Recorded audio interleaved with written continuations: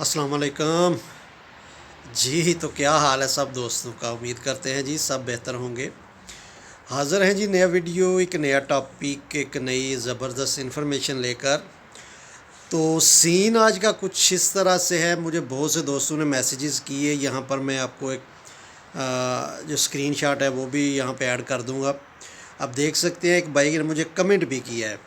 Scene कुछ इस तरह से, बहुत से दोस्तों ने मैसेज किए कि भाई हम पे एफआईआर है पाकिस्तान में, क्या हमारा जो वीज़ा है वो लग जाएगा। तो आज की इस वीडियो में हम यही चीज़ क्लियर करेंगे कि एफआईआर होने की वजह से भी आपका वीज़ा किस तरह लग सकता है। मतलब आपका पुलिस करैक्टर सर्टिफिकेट वो तो ज़रूरी है, लेकिन वो किस तरह बन सकता है, कैसे बन सकता है, वो आज की वीडियो में हम यहाँ पर डिस्कशन करेंगे। तो हमेशा की तरह जी चैनल पर नए हैं तो ज़रूर सब्सक्राइब कीजिएगा और साथ बेल आइकन ज़रूर प्रेस कीजिए। बढ़ते हैं जी अपना टॉपिक की तरफ।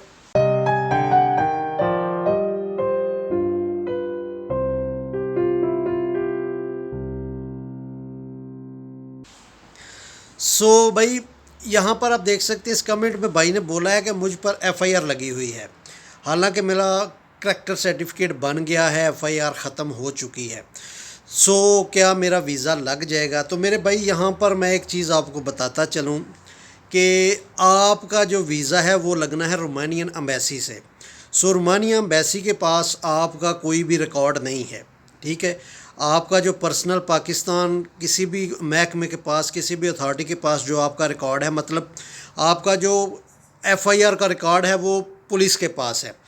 पुलिस का किसी किस्म का रिकॉर्ड जो है वो रोमानियन एम्बेसी के पास नहीं है। आपका जो वीज़ा लगना है वो आपका पुलिस करैक्टर सर्टिफिकेट की बेस पे लगना है, ठीक है।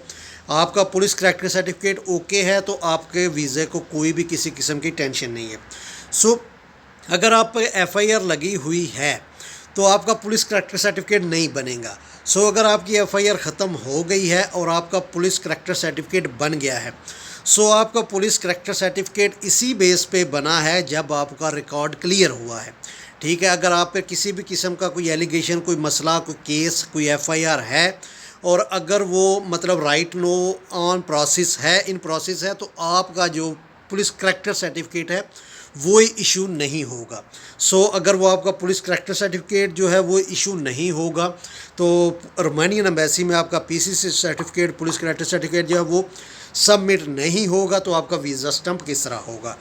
आपका पुलिस करैक्टर सर्टिफिकेट ही आपकी क्लियरेंस है।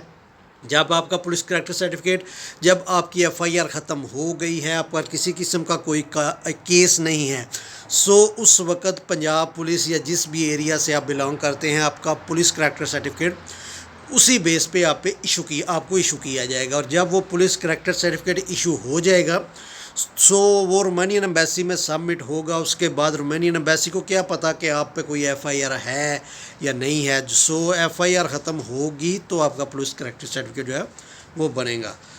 यही आज की वीडियो थी, यही आज का टॉपिक था। तो मिलते हैं जी इंशाल्लाह किसी नई वीडियो में, नया टॉपिक, एक नई इन्फॉर्मेशन लेके।